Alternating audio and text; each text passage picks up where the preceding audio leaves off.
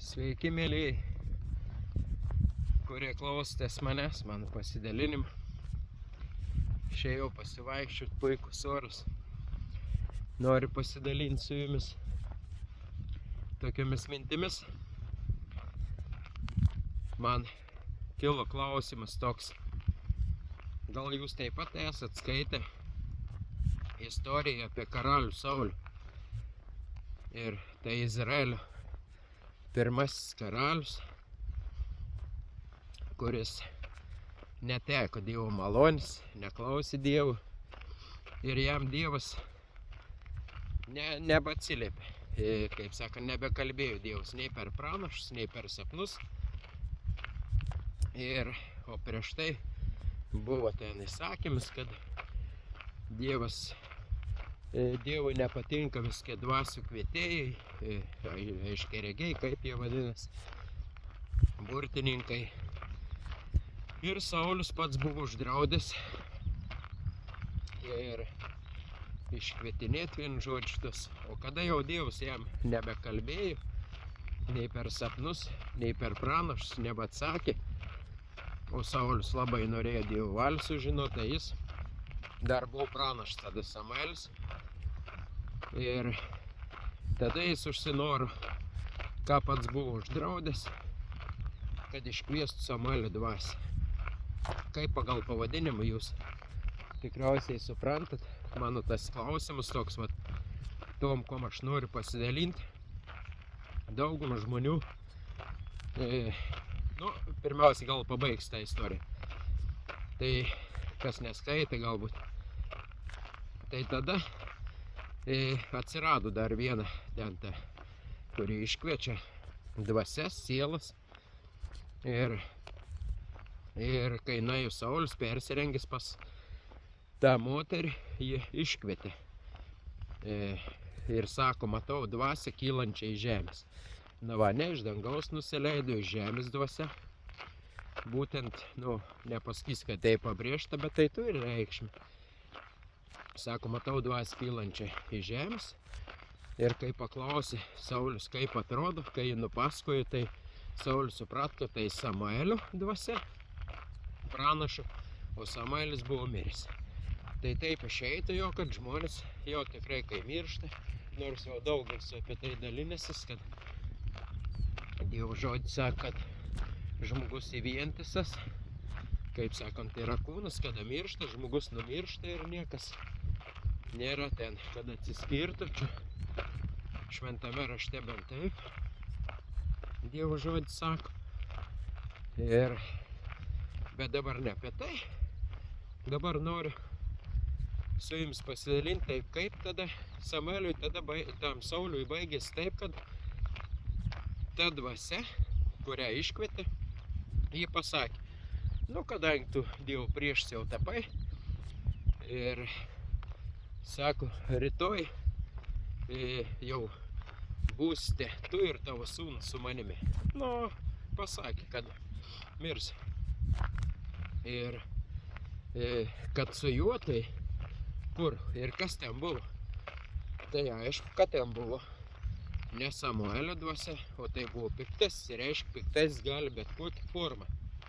Ir aš daug internete matau pasidalinimų žmonių, ir ne tik internete, esu asmeniškai girdėjęs, vienas pažįstams yra pasakojęs, kaip jisai buvo jūreivis, buvo toli jūroje, savo kajutėje, ir jis snuduriavo, ir jis mato, kaip duris kajutės atsidaro, ir jo mama tiesiog stovi. O jis žino, kad jūroje yra ir mama niekaip negalėjo stovėti, bet ir jį dingo. Jis man asmeniškai, aš tą istoriją girdėjau, ir sako, tuoj pat ten kažkas pasibeldžia, radistas, tas kažkoks ten laive tarnautojas, ir sako, tau telegrama, ir jam praneša, kad jo mama mirė. Tai va, ir jis sako, va, buvo atėjusi mamos siela ir pasirodė man laive. Kaip ir atsisveikino, kaip ir kažkas panašaus. Ir aš tada dar ir tikėjau, galvojau, geras, stebuklai.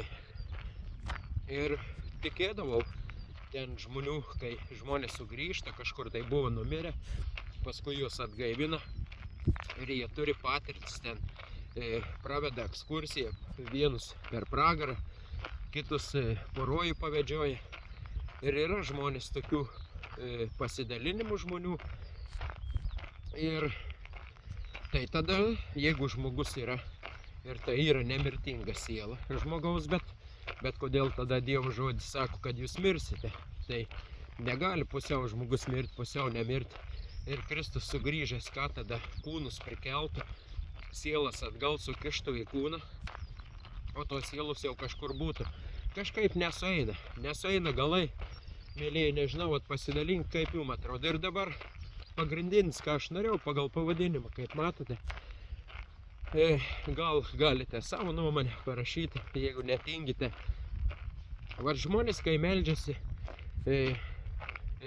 yra šventame rašte pasakyti, nėra kito tarpininko kaip Jėzus Kristus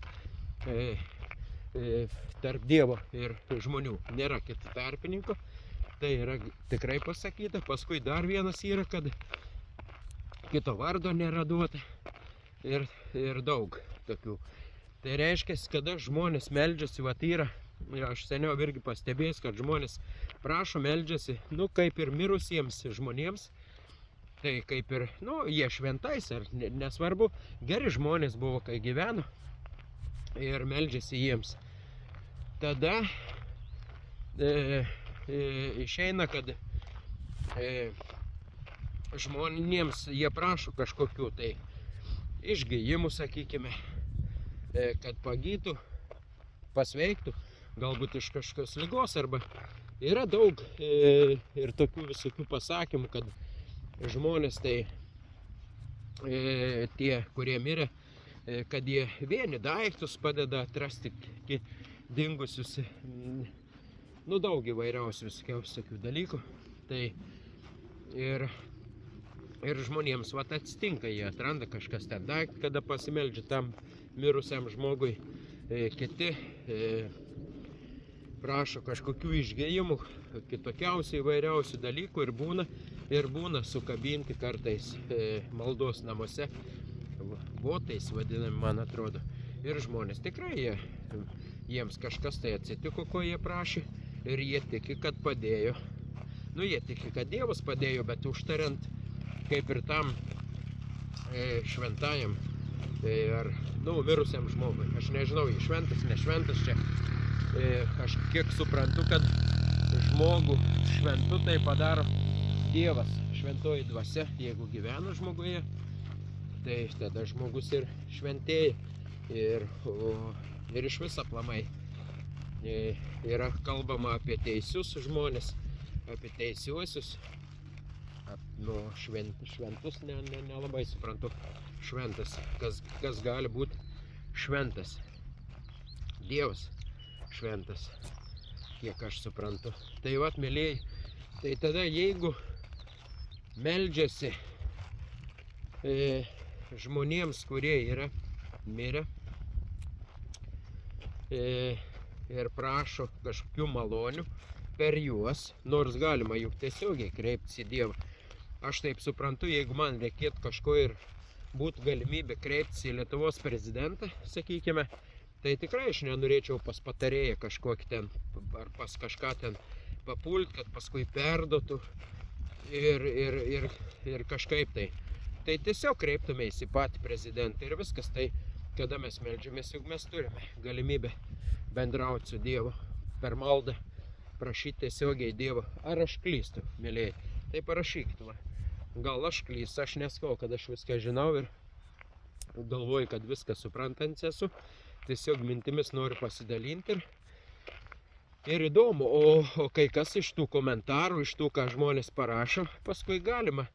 Bet man tai nebesinori kreiptis į jokius mirusiuosius, nes neaišku, jeigu žmonės yra mirę, kokia piktoji dvasia gali ateiti pas mane, apsimesdama mano galbūt kažkokia mirusia mama arba močiutė arba dar kuom nors. Nenoriu matyti jokių dvasių ir jokių, kaip sakant, nes kiek suprantu iš Dievo žodžio, tai žemėje čia esame mes ir piktosios dvasios. Ir tai šėtonas ir jo demonai, kurie gali bet kokį pavidalą įgyti.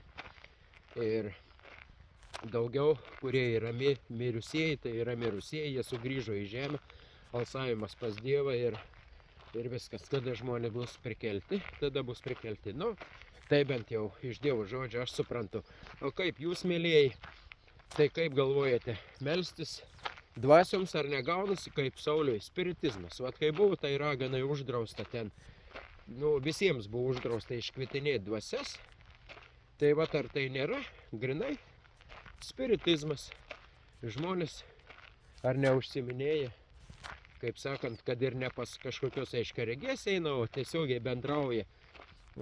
Jeigu meldžiasi ir tikisi, jeigu aš meldžiuosi kažkokiam mirusiam ir tikiuosi iš jo kažkokių malonių, nu, kad jis ten galbūt Dievui perduos, nežinau, ar asmeniškai jis turi galę, tas miręs, kažką man padėti, padaryti, ar, nu, kažką, ir žmogui kažkas, tai ar tai nėra spiritizmas grynas, vat.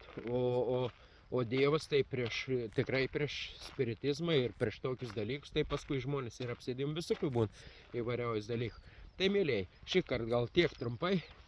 Kas netingite, parašykite komentarą, kaip jums atrodo melstis Dievui. Tai tiesiogiai kreiptis į Dievą, prašyti Dievą, sulaukti. Atsakymas ne, aš irgi suprantu, kad yra atsakymas ne. Arba kada Dievas nieko neatsako, tyli, tai irgi mes irgi kartais neatsakome kitiems, kai mūsų kažko klausia. Dievas žino, kaip geriau ir kokiu laiku atsakyti ir kaip atsakyti. Į maldas, į prašymus, kitsyk mes nežinom pats, ko prašome, mums atrodo, kad gerų dalykų ir taip toliau. Tad, mėlėjai, kas netingite, parašykite, iki pasimatymo, iki kito karto.